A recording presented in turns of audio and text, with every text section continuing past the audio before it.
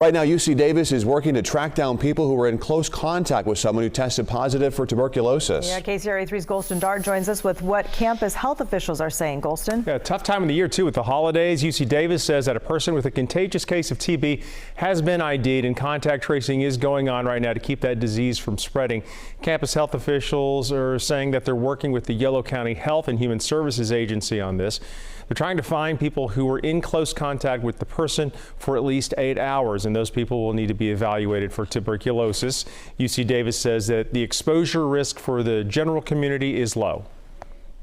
Not everybody who's exposed to somebody with active TB will become infected. There are a lot of factors that go into play. How infectious the original case is, sort of the air volume of the space in which the exposure occurs. So a smaller room with less air to dilute the bacteria in, more likely to see transmission. The duration of that exposure, how much time you spent together, as well as the immune system of the exposed individual. So all of those go in to determine whether somebody who's exposed will develop an infection.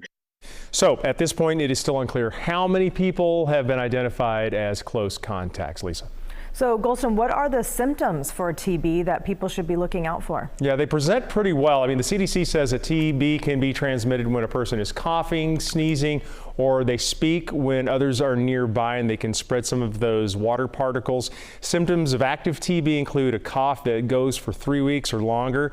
Also, you have chest pain. You might even cough up blood. That's a sure tell. Also, you might have weakness or fatigue, weight or appetite loss. You may get the chills, fever, or sweating at night. So a lot of different symptoms there. Now, not everyone with TB, by the way, will get the symptoms, but now this is something that they're dealing with at UC Davis.